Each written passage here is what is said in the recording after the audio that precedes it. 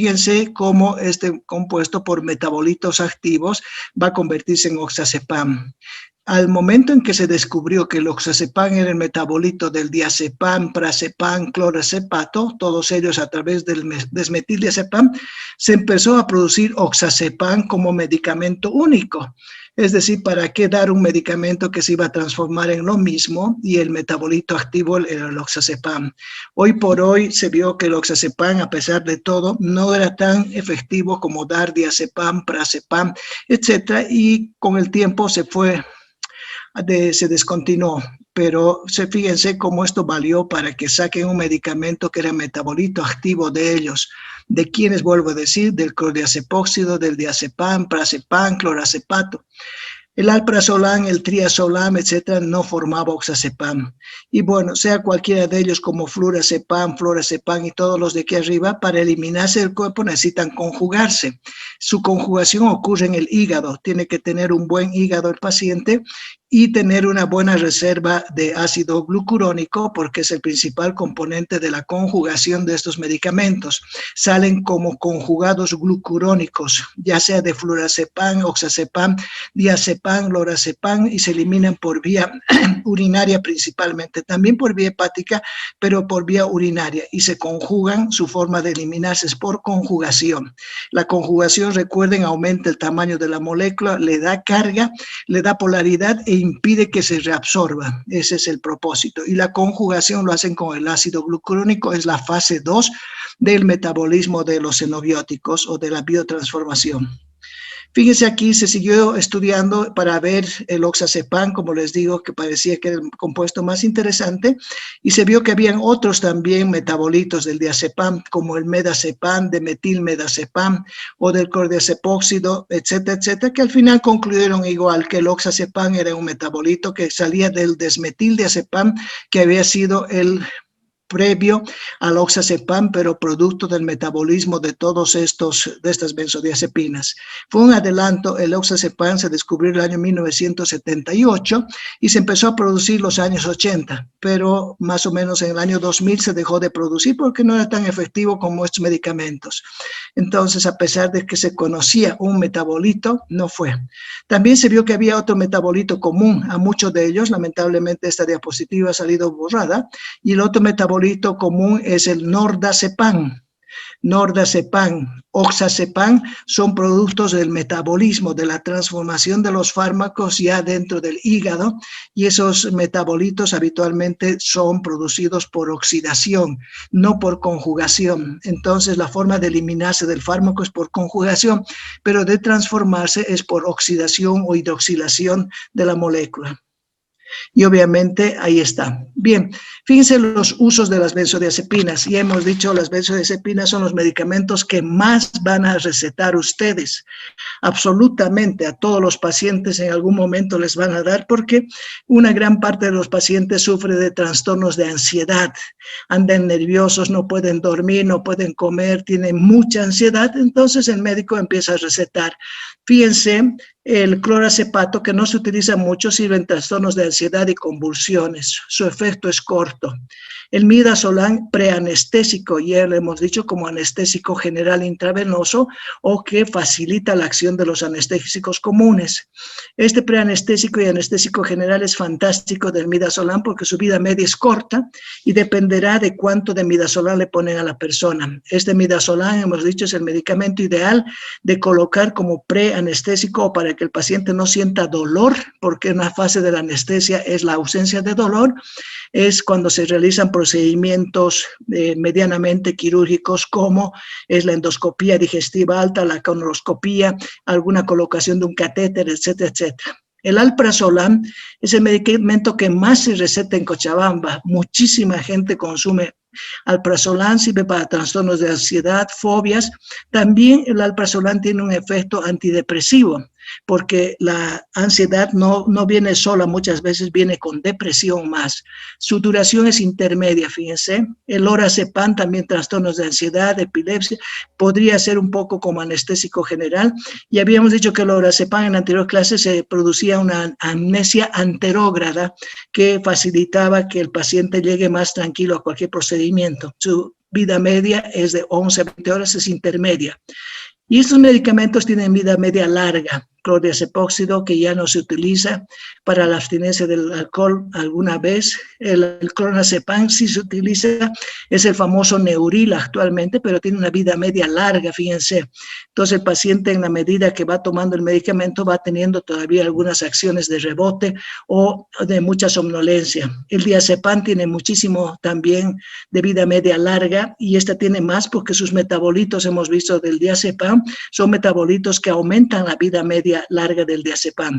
Fíjense cuáles son los metabolitos: el nordazepam, el desmetildiazepam, el oxazepam, que alargan la vida media del diazepam.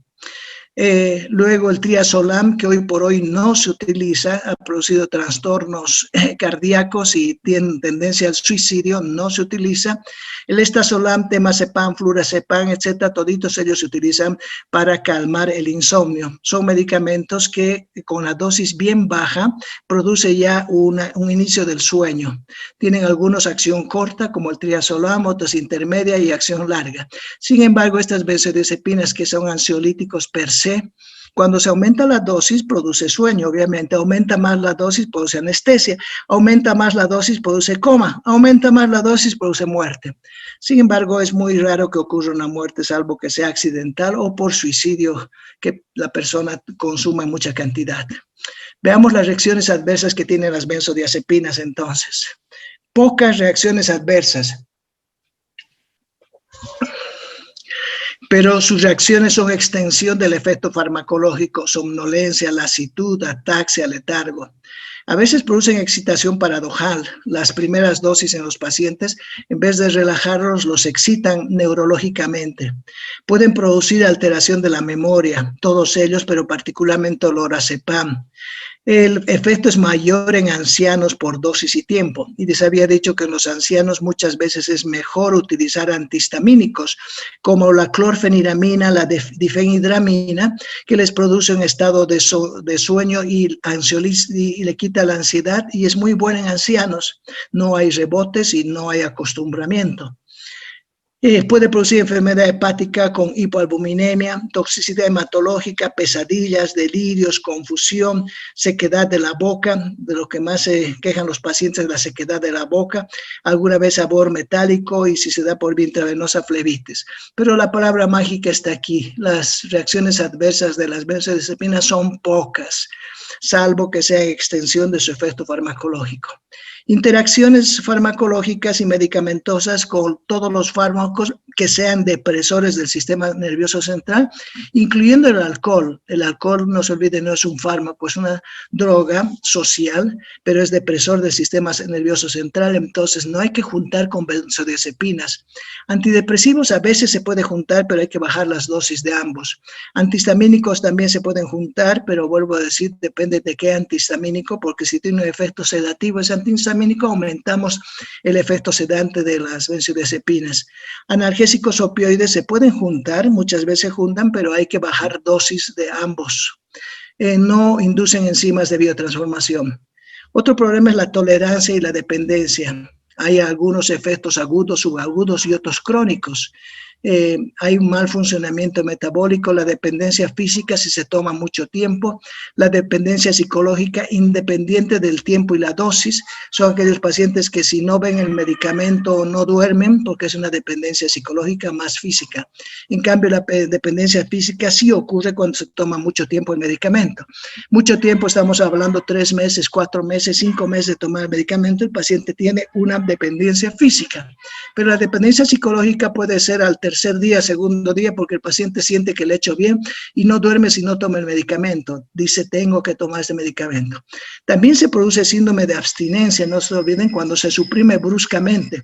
El paciente está tomando 3, 4 meses, 5 meses el medicamento, cualquier benzodiazepina, y de repente se le acaba, no calcula que le iba a durar hasta el tiempo que él pensaba, no tiene El medicamento ha creado dependencia física y dependencia fisiológica y entra en un síndrome de abstinencia que se caracteriza por ansiedad, temblor, insomnio, trastornos de percepción. Entonces al paciente hay que decirle, si usted va a dejar el medicamento, por favor vaya dejando poco a poco. Si tomaba 1 o 2 tabletas al día o una dosis alta, baje a la mitad por unos 3 días, luego baje a la otra mitad por otros 3 días y así sucesivamente hasta que se pierda el medicamento porque el paciente ha creado dependencia. Esto lo hemos visto el otro día como la farmacocinética de los medicamentos, etcétera, etcétera. Y aquí vemos algunos comentarios de los medicamentos. Fíjense, la concentración máxima en sangre del alprazolam es 1 a 2 horas, del diazepam 1 a 2 horas, del lorazepam 1 a 6 horas. Significa que son medicamentos que muy rápidamente llegan a concentraciones máximas en la sangre, pero su vida media varía, y hemos dicho que varía por la presencia de metabolitos. Fíjense aquí, metabolitos activos, aquí no hay metabolitos activos, metabolitos no activos, metabolitos activos con vida media prolongada, metabolitos activos con vida media prolongada, absorción muy lenta, etcétera, etcétera. El triazolam fue un buen medicamento en su momento, se recetaba mucho y actualmente todavía hay discusión si este fue el que indujo al suicidio en los pacientes y a los trastornos cardiovasculares, pero fue retirado del mercado. Sin embargo, quizás algún día salga un trabajo de algún investigador que haga un ensayo clínico utilizando triazolam y otros y diga el triazolam es un medicamento excelente, no está relacionado con lo que se le echó la culpa, porque eso ocurre, muchísimo ocurre eso, mucho. Cuando un medicamento es proscrito, años después aparece un trabajo que dice que no. El alprazolam, volvemos a decir, la dosificación es de 0.25 a 0.5 miligramos, 2 o 3 veces al día. La buspirona, que no es benzodiazepina, el clordiazepóxido, que es el Librium, era dosis un poquito más alta, el Valium o diazepam, 5 miligramos 2 veces al día, y así el alazepam, lorazepam, de 1 a 2 miligramos, 2 miligramos es excelente, y cada uno de los medicamentos que ustedes escojan tienen que saber cuál es la dosis que van a utilizar. Estos dos son hipnóticos, el Zolpidem, el Zoleplom y la Zopiclona, y van a variar sus dosis según el medicamento que elijan. En sí, hay muchos tratamientos para la ansiedad. La ansiedad es un problema muy serio en nuestra sociedad. Muchísima gente sufre de ansiedad. Todos los medicamentos que van a tratar la ansiedad son de alguna manera GABAérgicos. ¿Por qué? Porque van a utilizar el receptor GABA-A y van a modular a través de ese receptor la conductancia de cloruro. Hay entonces medicamentos de acción prolongada, hemos dicho mayor a 24 horas, el diazepam, el flurazepam, que es un hipnótico, de acción intermedia el alprazolam, de acción corta el midazolam, lorazepam, y serotoninérgicos 5-HT1, la buspirona. Fíjense que este medicamento no es benzodiazepina, es más bien un agonista del 5-HT1A. Aquí vemos a este mismo medicamento agonista 5-HT1, que es la buspirona. Es un agente agonista no selectivo de los receptores 5-HT1A. A veces se utiliza, pero su efecto ansiolítico no es muy rápido. Entonces, cuando quiere uno calmar la ansiedad del paciente, tiene que utilizar a alguien que sea de concentración muy rápida en sangre y que se elimine rápidamente del cuerpo. La buspirona es un buen agonista, es un buen ansiolítico, pero fíjense, los efectos ansiolíticos tardan días o semanas en aparecer. Entonces, hay que ver si el paciente estaba tomando benzodiazepinas y llega un momento que no hacen efecto las benzodiazepinas o hay que subir mucho las dosis, se da buspirona porque ya tenía el cuerpo acostumbrado a los GABAérgicos y puede resultar. Los efectos secundarios parecen menos molestos que las benzodiazepinas, solamente hay mareos, náuseas, cefalea, pero sin sedación ni pérdida de la coordinación. Y esa es una palabra buena porque todas las benzodiazepinas sí producen sedación y pérdida de la coordinación. Por lo tanto, pacientes que manejan máquinas locomotoras o están metidos en algo que puede ser muy peligroso, no deben tomar los medicamentos benzodiazepínicos habituales y podría empezarse con buspirona y alprazolam, pero en dosis muy bajas y después solamente continuar con buspirona. Hay protocolos para usar en pacientes que realizan trabajos. Los barbitúricos son medicamentos que antiguamente se utilizaban mucho. como ansiolíticos y hoy por hoy no se utilizan más que para la epilepsia. Por lo tanto, ya no son de materia como tal, pero igual hay que conocerlos, son depresores no selectivos del sistema nervioso central que producen sedación, reducen la ansiedad, pueden llevar a la muerte por insuficiencia respiratoria y cardiovascular, por lo tanto son peligrosos en caso de sobredosis. Por eso digo, ya no se utilizan actualmente. Actúan potenciando la acción del GABA, pero son menos específicos que las benzodiazepinas. Se utilizan sobre todo en anestesia y tratamiento de la epilepsia. Eso tienen que saber. El fenobarbital, el barbitúrico más común de este grupo, se utiliza en la epilepsia y es el primer medicamento de receta en epilepsia. Se ha abandonado su uso como sedante hipnótico. Vuelvo a decir, no se utiliza más. Son potentes inductores de la enzima hepática, intervienen en metabolismos que alteran al citocromo P450 porque pueden causar muchas interacciones farmacológicas y también producen crisis de porfiria en personas susceptibles. Acuérdense que la porfiria es un trastorno del metabolismo del hemo y puede producir un trastorno neurológico, puede producir dolor abdominal, fotofobia, etc. Si el paciente empieza a tener signos de porfiria, pide diagnóstico de los diferentes metabolitos de la síntesis del hemo en orina, detección de coproporfirinógeno, detección de ALA, etc. Ahí es el diagnóstico de porfiria, pero es muy difícil y muy raro porque ya no se utiliza hoy por hoy, vuelvo a decir, los barbitúricos. Pueden producir tolerancia y dependencia, igual que las benzodiazepinas. Entonces, los barbitúricos, su uso es limitado, han sido sustituidos por las benzodiazepinas, derivan del ácido malónico y de la urea. Algunos son de acción rápida, el tiopental sódico actúa como un anestésico general, otros de acción prolongada como el fenobarbital, que es antiepiléptico. Muy liposoluble, metabolizado por glucuronización y eliminado por orina, se distribuye muy rápidamente. Sus efectos adversos pueden producir euforia porque hiperestimula la corteza, disfunción del sistema nervioso central, puede producir dependencia y síndrome de abstinencia si la persona mucho tiempo. Estas eran las famosas llamadas píldoras de los años 60 que las personas consumían mucho. Inducen a la P450, producen alteraciones hepáticas y por sobredosis, muchos pacientes murieron por sobredosis, ni siquiera pacientes, sino gente que empezó a utilizar medicamentos para calmar su ansiedad.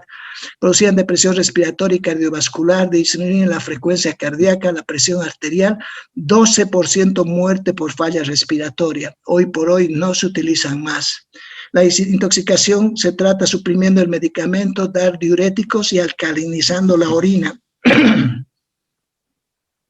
Bien, aquí vemos un poquito las características más importantes de los que estamos viendo y son moduladores de los receptores GABA a las benzodiazepinas. Ya hemos dicho cuál es su mecanismo de acción y hemos repetido varias veces los de acción corta, clorazepato, midazolam, triazolam, solpidem, de acción intermedia, alprazolam, lorazepam, de acción larga, clonazepam, el neuril famoso, diazepam, flurazepam, etc.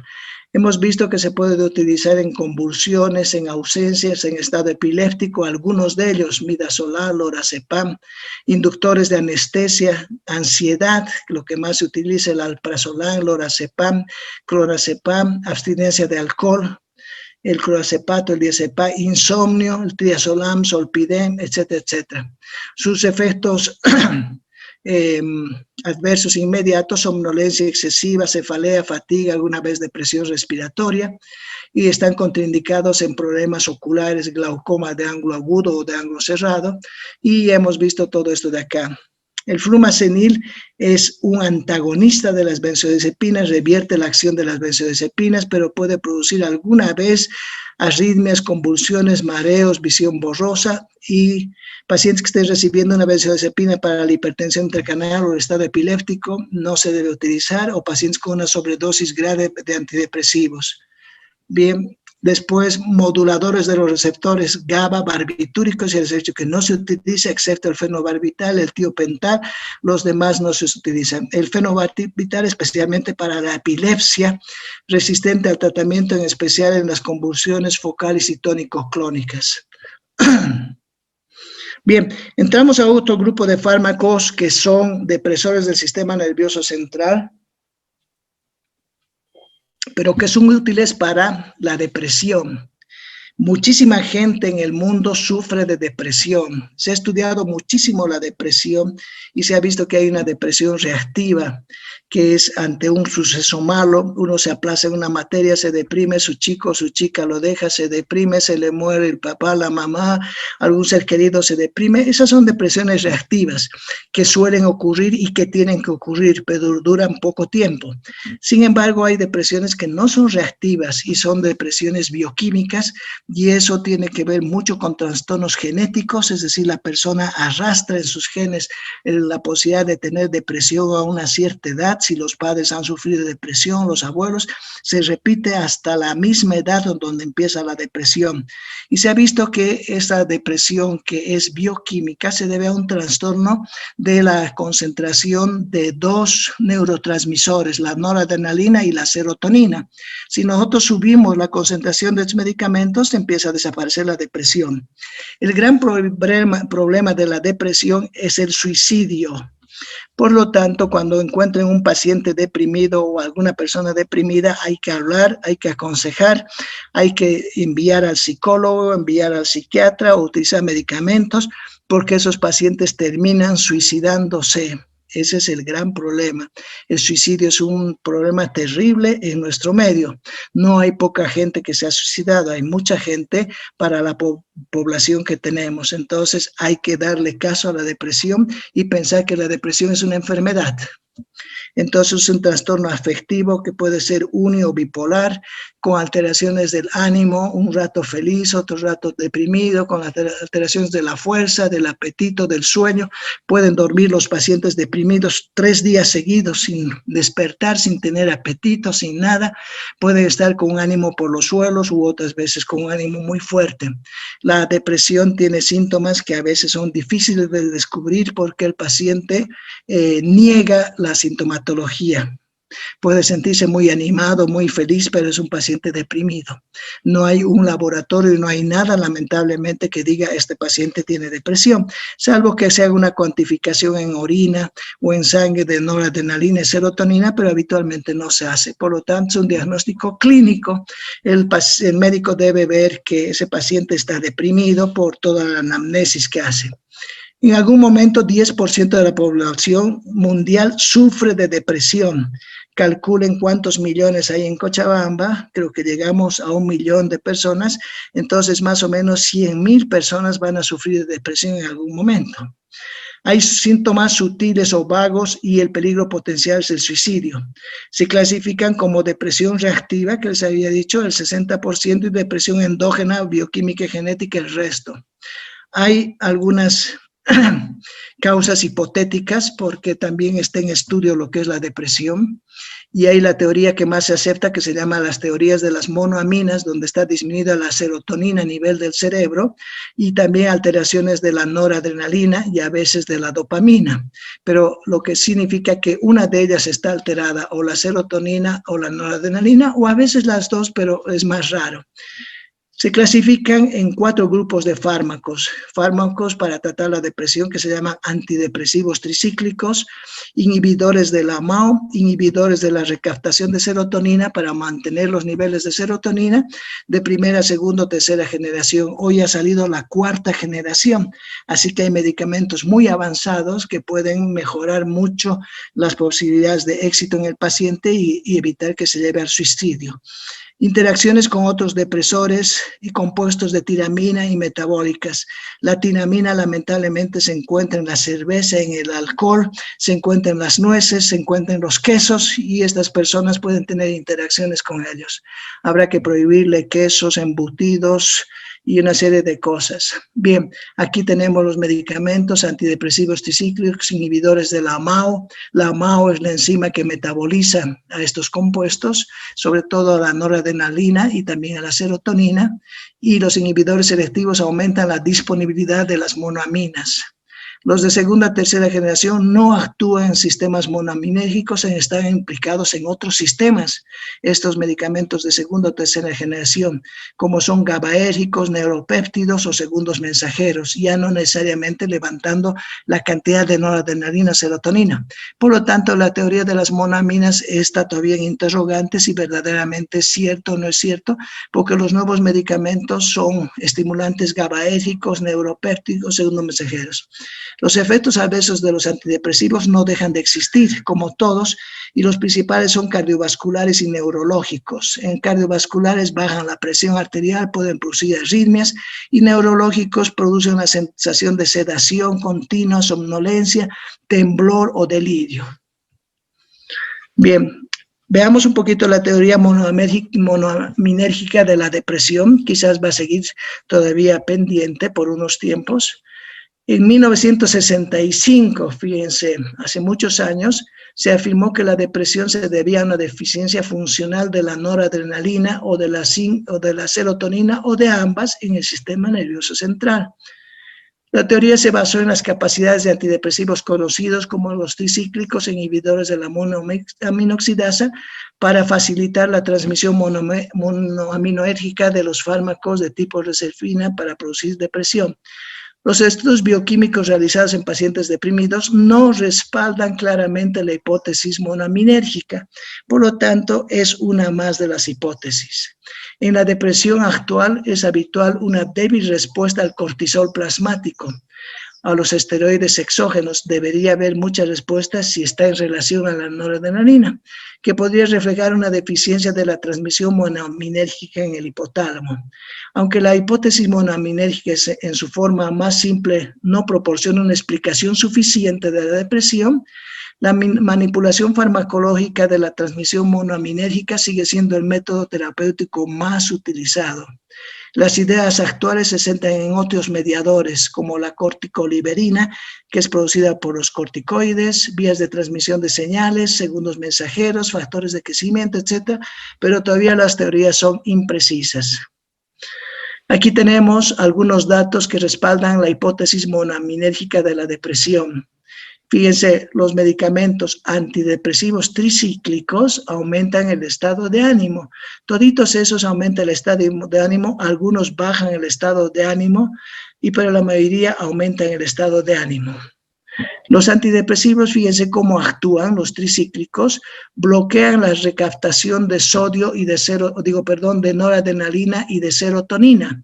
Se comportan como los duales actuales, porque ahora hay antidepresivos duales nuevos que bloquean la recaptación. ¿Qué significaba la recaptación? Que impiden el reingreso de la noradrenalina o la serotonina a la neurona que le dio origen, porque normalmente el 80% vuelve a la neurona que le dio origen.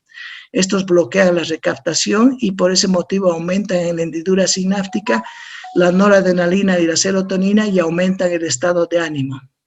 Los inhibidores de la MAO aumentan depósitos de los dos y levantan el estado de ánimo. La reserpina, que era un medicamento que se utilizaba antiguamente para la hipertensión, inhibe el almacenamiento de noradrenalina y serotonina y baja el estado de ánimo.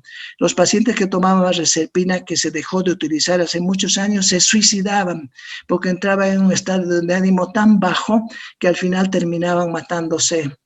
La metiltirosina inhibe la síntesis de noradrenalina y baja el estado de ánimo. La metildopa inhibe la síntesis de noradrenalina y baja el estado de ánimo. La terapia electroconvulsiva, el electroshock, aumenta la respuesta del sistema nervioso a la noradrenalina y serotonina y aparentemente aumenta el estado de ánimo. Esos son los pacientes que están muy deprimidos, que les ponen como una especie de casco y hacen pasar un electrovoltaje a través del cerebro. El paciente queda como si lo hubieran exprimido, pero después de eso está con buen ánimo, y era la terapia que por muchos años se utilizó en los pacientes que tenían depresión. Hoy por hoy cada vez se utiliza menos. El triptófano aumenta la síntesis de serotonina y en algunos estudios aumenta el estado de ánimo. Acuérdense que el triptófano es un aminoácido aromático grande y su principal grupo de alimentos en el que se encuentra es el plátano, el tomate, la naranja, y si uno consume eso, teóricamente aumenta el estado de ánimo. Consuman plátano todos los días, van a estar tranquilos y felices. Aquí tenemos algunas acciones de los antidepresivos. Fíjense, esta es la terminación nerviosa monoaminérgica, es decir, nervio noradrenérgico o serotoninérgico. No puede ser de ambos tipos. ¿Estamos? Y aquí tenemos los compuestos que se van a formar, en este caso la noradrenalina que se va a formar, o las 5, que se llama la serotonina, pero obviamente que no puede ser de los dos en el mismo tiempo, y se almacenan y luego se liberan. Una vez que se liberan estos medicamentos, se fijan, aquí está la serotonina, la noradrenalina, etcétera, pero supongamos que es de ambos, sin embargo, no existe de ambos en un mismo sitio. Cada una de las neuronas o es serotoninérgica o es noradrenérgica. Eliminan el compuesto y la noradrenalina, fíjense, vuelve por la recaptación. Esto es la recaptación. La serotonina también vuelve por recaptación. Los medicamentos que hacen anulan la recaptación de sodio, anulan la recaptación de serotonina. ¿De acuerdo? Y aquí tenemos algunos medicamentos. La monoaminoxidasa es una enzima mitocondrial que va a degradar tanto a la noradrenalina como a la serotonina, y los inhibidores de esta enzima, fenelcina, tranilcipromina, se utilizaban como antidepresivos. Hoy por hoy ya no. Los inhibidores reversibles de la MAO, la moclobemida, se utilizaba como antidepresivo, hoy ya no. Los inhibidores de la MAO han pasado a la historia, pero en su tiempo han sido los mejores medicamentos para tratar la depresión. Surgen entonces inhibidores selectivos de la recaptación de serotonina. Y ahí tenemos la famosa fluoxetina, paroxetina, sertralina, cuyos medicamentos han aumentado a unos 10 más de estos, pero son los más clásicos. Fluoxetina, paroxetina, sertralina. Y los antidepresivos tricíclicos, como es la amitriptilina y imipramina, que son medicamentos muy baratos y muy buenos, inhiben la recaptación de ambos, de la serotonina y de la noradrenalina. Por lo tanto, son buenos medicamentos.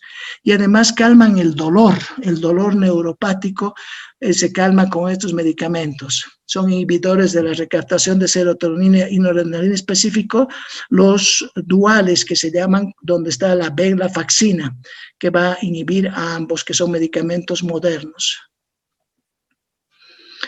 Veamos entonces todo lo que hemos dicho en cuanto a fármacos útiles en el tratamiento de la depresión. Inhibidores del transporte de monoaminas, como la desipramina, mamotriptilina, inhibidores de la recaptación de serotonina, como la fluoxetina, paroxetina, inhibidores de la recaptación de noradrenalina y serotonina, los duales, venlafaxina, imipramina y duloxetina. Hoy el que más se utiliza es la duloxetina. Inhibidores de la recaptación de dopamina, bupropión. Acuérdense que ahora hemos visto la buspirona hace un rato, que era un agonista 5-HT1A. Aquí hay un antagonista de la recaptación, inhibe la recaptación, que es el bupropión. Fíjense para que el nombre no les vuelva a salir lo mismo. Antiserotoninérgicos, la mirtazapina. Esta mirtazapina es un excelente medicamento, es excelente, pero no es de manejo de los médicos generales, este es de manejo de los psiquiatras.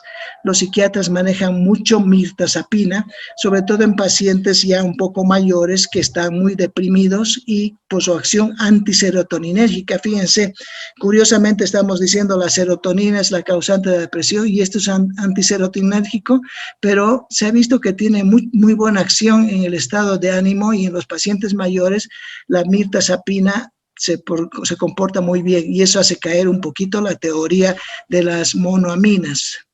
Los inhibidores de la monoaminoxidasa, moclobemida, seleginina, que ya no se utilizan actualmente. Y por último, con esto vamos a acabar, vemos los fármacos antidepresivos en general. ¿Qué fármacos tenemos? Los antidepresivos tricíclicos o los llamados antiguos. Amitriptilina, imipramina, desipramina, dosulepina, lofepramina. Los dos que tienen que saber y van a dosificar y van a manejar ustedes es la amitriptilina y la imipramina. Son medicamentos que vienen de 20 o de 25 miligramos. La dosis se utiliza uno cada día por un lapso de tiempo. Se puede subir después un poquito la dosis en pacientes que están deprimidos. Un solo comprimido al día puede ser suficiente, de 25 miligramos. Y en la medida que el paciente vaya creando una cierta tolerancia, hay que aumentar la amitriptilina y la imipramina. La otra ventaja es que sirve para calmar el dolor. Muchas veces los pacientes por dolor están deprimidos. Les aliviamos el dolor con AINES y si les damos esto más, les quitamos el dolor y el paciente empieza a ya no estar deprimido. Los antidepresivos bipolares que se utilizaban para trastornos bipolares maníaco-depresivos, hay mucha gente que es maníaco-depresivo en nuestro medio, se utilizaba LIT y carbamazepina, hoy por hoy ya no. Ahora se utilizan cualquiera de estos antidepresivos tricíclicos o inclusive el alprazolam, que ha demostrado buen efecto en la bipolaridad. Los inhibidores de la monoaminoxidasa, de la A, que se utilizaban, hoy no se utilizan, fenelcina, tranilcipromina, isocarboxacida, moclobemida. Los antidepresivos de segunda o tercera generación, les vuelvo a decir, son medicamentos que han salido y que están saliendo muchísimos más. Tenemos el Ipradol, el Bupropión, amoxapina, maproxetina, mianserina, trazodona, valfaxina, reboxetina. Son medicamentos nuevos, pero no son de manejo del médico general. Este es de manejo de los psiquiatras. Inhibidores selectivos de la recaptación de serotonina, el médico general llega hasta fluoxetina nada más, pero tiene que saber que existe sertralina, paroxetina, fluvoxamina, citalopram, pero el medicamento que deben aprender es fluoxetina. De estos de segunda, tercera generación no manejan ninguno, de estos tampoco, tienen que saber sus nombres, de estos tampoco, y de estos dos, amitriptilina e imipramina. Bien, aquí quedamos, chicos. Entonces, la siguiente clase vemos los antidepresivos tricíclicos, los inhibidores de la MAO, los inhibidores de la recaptación de serotonina, algunas consideraciones farmacológicas, farmacocinéticas, indicaciones, etcétera, etcétera. Y eso es lo que van a saber. Muy bien, que tengan una buena tarde, pásenla bien, cuídense, por favor. Hasta luego. Gracias, doctor. Hasta luego.